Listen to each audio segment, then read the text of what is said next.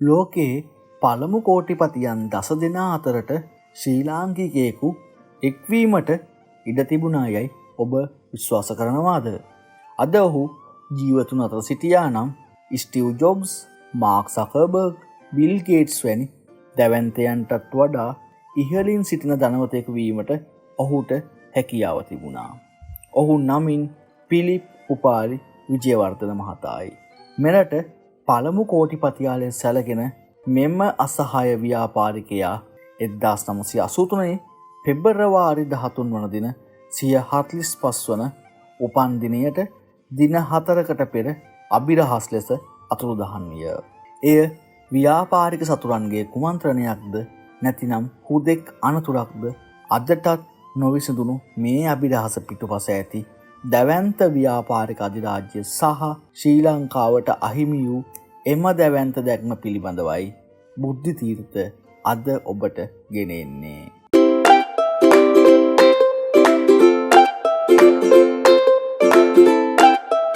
Philip Upali Gunawardena මහතා 1938 පෙබරවාරි 17 වන දින ඩෝන් වෝල්ට සහ අනුලා කල්යාණවතී විජේවර්ධන යුවලට දාව උපත ලැබීය. ඔහු ශ්‍රී ලංකාවේ ප්‍රමුඛතම දේශපාලන පවුලක සමාජිකයෙක් විය. එනම් ඔහු හිටපු ජනාධිපති ජේ.ආර්. ජයවර්ධන මහතාගේ බෑණනුවන් විය. ඔහුගේ අධ්‍යාපනය ආරම්භ වූයේ ලේඩිස් කොලෙජ් ලදරු පාසලෙනි. පසුව ඔහු රාජකීය විද්‍යාලයට ඇතුළත් වූ අතර එහිදී ක්‍රිකට් දෙවන කණ්ඩායමේ නායකයා ලෙසද කටයුතු කළේය. අනතුරුව එංගලන්තයට ගිය ඔහු ලෝකපෙකට කේම්බ්‍රිජ් විශ්වවිද්‍යාලයෙන් උපාධිය ලබා ගත්තේය. මෙතරම් වරප්‍රසාදලත් පසුබිමක් තිබීදී ඔහු සිය වෘත්තීය ජීවිතය ආරම්භ කළේ ලීව බ්‍රදර්ස් ආයතනයේ කළමනාකරන ආධුනිකයෙකු ලෙසයි. එහෙත් වාර්තාවක් සකස් කිරීමේදී විදේශීය ප්‍රධානියෙකු විසින් අසාධාරණ ලෙස බොරු කී බවට චෝදනා කිරීම නිසා ඔහු කලකිරීමෙන් එම රැකියාවෙන් ඉවත් විය. මෙම සිදුවීම ඔහුගේ ස්වාධීන ව්‍යාපාරික ගමනට මඟ පෑදූ තීරණාත්මක මොහොතක් විය. රැකියාවෙන් ඉවත් වූ උපාලි මහතා රුපියල් 15000ක මූලික ප්‍රාග්ධනයක් සහ පැරණි නිවසක වත්කමකින් සිය ව්‍යාපාරය ආරම්භ කළේය. ඒ වන විට රටේ ආර්ථිකය රාජ්‍ය පාලනය යටතේ තිබුණද හස කැවිලි වැනි ශේෂ්ත්‍ර සඳහා යම් දිරිගැන්වීමක් තිබුණි.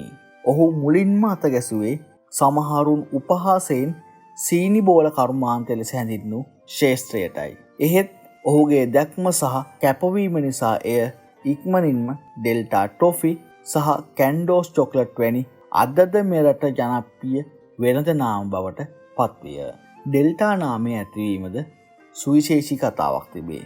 ඔහුගේ අලෙවිකරණ කටයුතු සඳහා විශ්වාසවන්තව සිටි ආර් මුරුගයියා මහතා පුස්වැල්ලාවේ ඩෙල්ටා වත්තේ උපන් අයෙකි. එමෙන්ම උපාලි මහතා ප්‍රසිද්ධියේ ප්‍රකාශ කළ එක් ප්‍රකට කියමනක් වන්නේ සෑම සාර්ථක මිනිසෙකු පිටිපසම කාන්තාවක් සිටී.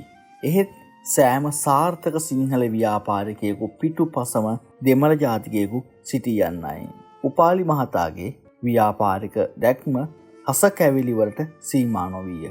ඔහු තම මාමා වූ සරත් වීසිංහ මහතාගෙන් කැන්ඩෝස් චොක්ලට් සමාගම මිලදී ගැත්තේය. ඉන්පසු සිකුරු සහ ක්‍රිස්ටල් වැනි සබන් වර්ග හඳුන්වා දෙමින් පාරිභෝගික භාණ්ඩ ශේෂ්ත්‍රයටද පිවිසියේය. 1970 දශකයේදී ඔහු ශ්‍රී ලංකාවේ මෝටර් රථ එකලස් කිරීමේ කර්මාන්තයටද පිවිසියේය. ඒ අනුව බිහි වූ UMC මැස්ඩා සහ උපාලි ෆියට් රථ ලංකාවේ නිෂ්පාදිත වාහන පිළිබඳ ආඩම්බරයක් ඇති කළේය.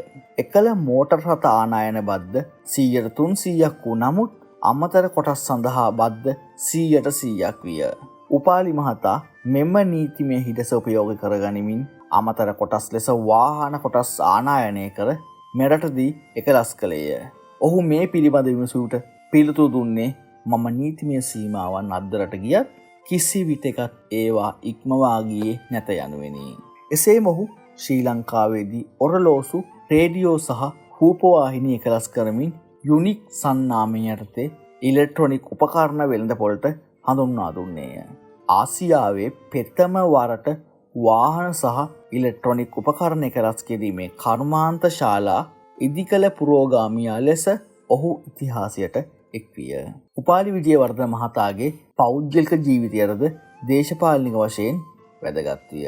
1975 නොවැම්බර් 7 වන දින ඔහු ආචාර්ය සීවලී රත්වත්තේ මහතාගේ දියණිය වූ ලක්ෂ්මී රත්වත්තේ මහත්මිය සමග විවාහ විය. සීවලී රත්වත්තේ හිටපු අගමැතිනි සිරිමාවෝ බණ්ඩාරනායක මහත්මියගේ බෑණනුවන් වූ බැවින් මෙම විවාහය එකල රාජවංශික එකමුතුවක් හෙවත් ඩයනස්ටික් යූනියන් ලෙස සැලකිනි. 1977 දී ජේ.ආර්. ජයවර්ධන මහතාගේ රජය බලයට පත්වීමෙන් පසු උපාලි මහතාට වැදගත් රාජ්‍ය සේවාවක් හිමි විය. එනම් ශ්‍රී ලංකාවේ පළමු මහ කොළඹ ආර්ථික කොමිසමේ හෙවත් වර්තමාන ආයෝජන මණ්ඩලයේ පළමු අධ්‍යක්ෂක ජෙනරාල්වරයා ලෙස පත්වීමයි. විදේශ ආයෝජන මෙරට ගෙන ඒම සඳහා ඔහු දැවැන්ත මෙහෙවරක් මෙමගින් සිදු කළේය. උපාලි මහතා ව්‍යාපාරිකයෙකු ලෙස පමණක් නොව සුඛෝපභෝගී ජීවන රටාවක් ගත කළ අයෙකු ලෙසද ප්‍රසිද්ධ විය. ඔහුට අශ්ව රේස්, මෝටර් රථ රේස් සහ සුරතල් බල්ලන් නැති කිරීම වැනි පුළුල් පරාසයක විනෝදාංශ තිබුණි. ඔහුගේ අශ්වයන් ඇස්කොට් සහ ඩර්බි වැනි ලෝක පෙකට තරඟවලට සහභාගී වී ජයග්‍රහණ ලබා ගත්තේය. ලෝකේ පෙකටම ජොකියෙකු ලෙස්ටර් පිග්ගට් පවා ඔහුගේ අශ්වයන් පැදවූ අවස්ථා තිබේ. අශ්ව රේස් නැරඹීම සඳහා සිංගප්පූරුවට යාමට ගුවන් ගමන් ප්‍රමාද වීම නිසා කෝපයටපත් වූ ඔහු මුලින්ම සිටේෂන් සෙස්නා යානයක් මිලදී ගත්තේය. පසුව ඔස්ට්‍රේලියාවේ රේස් නැරඹීමට යන විට අතරමඟදී ඉන්ධන පිරවීමට සිදුවීමෙන් කෝපයටපත් වූ ඔහු ලියර්ජෙට් යානයක් මිලදී ගත්තේය. මෙම ලියර්ජෙට් යානය නිසා ඔහුට ඔස්ට්‍රේලියාවට නොනවත්වා පියාස දකිරීමට ඉඩ සැලසීය. ඔහුගේ සුඛෝපභෝගී ජීවිතයට නිදසුන් ලෙස ඔහු ශ්‍රී ලංකාවට ආනයනය කළ පළමු S-ක්ලාසස් මර්සිඩීස් බෙන්ස් රථය සහ ඔහුගේ පෞද්ගලික හෙලිකොප්ටරය දැක්විය හැකිය. 1970 දේශපාලන වෙනස්කම් හේතුවෙන් මෙරට ව්‍යාපාර වසා දැමීමට සිදුවුවද උපාලි මහතා ජාත්‍යන්තර ජයගත්තේය. ඔහු මැලේසියාවේ කොකෝවා වගාවක්, නිව්යෝර්ක් නුවර මූල්‍ය සමාගමක් සහ සිංගප්පූරුව පුරා ව්‍යාපාර ගණනාවක හිමිකරුවෙකු බවට පත්විය. සිංගප්පූරුවේදී ඔහු කැන්ඩොස් මිනිසා ලෙස ප්‍රසිද්ධ විය. උපාලි සමූහ ව්‍යාපාර ලොව පුරා සේවකයින් 33000කටත් අධික සංඛ්‍යාවකට රැකියා සපයමින් තිබූ ඒ උච්චතම අවස්ථාවේදී 1983 පෙබරවාරි 13 වන දින ඔහු ගමන් කළ සුප්‍රසිද්ධ ලියර්ජෙට් යානය මලක්කා සමුද්‍ර සංධියේ ආශ්‍රිතව අසුදහන් විය. උපාලි විජේවර්ධන මහතාගේ අහිම්වීම ශ්‍රී ලංකා ආර්ථිකයට සිදු විශාල පාඩුවක් බව නොරහසකි. ඔහු අද ජීවත්ව සිටියා නම් ශ්‍රී ලංකාවේ ආර්ථිකයට විශාල උපකාරයක් වීමටත් මේඩ් ඉන් ශ්‍රී ලංකා යන ආඩම්බරය ලෝකය පුරා ගෙන යන්නටත් ඉඩ තිබිණි. දේශීය කර්මාන්ත කරුවෙකු ලෙස දේශපාලන අභියෝග හමුවේ පවා ජාත්‍යන්තරයට පිවිස දැවැන්ත අධිරාජ්‍යයක් ගොඩනැගූ ඔහුගේ දැක්ම ධෛර්ය සහ දේශීයත්වය පිළිබඳ ආඩම්බරය අදටත් අපට ආදර්ශයකි. බුද්ධ තීර්ථ සමග රැඳී සිටින්න මෙවැනි තවත් වැදගත් තොරතුරු සමග නැවත හමු වෙමු. ස්තුතියි.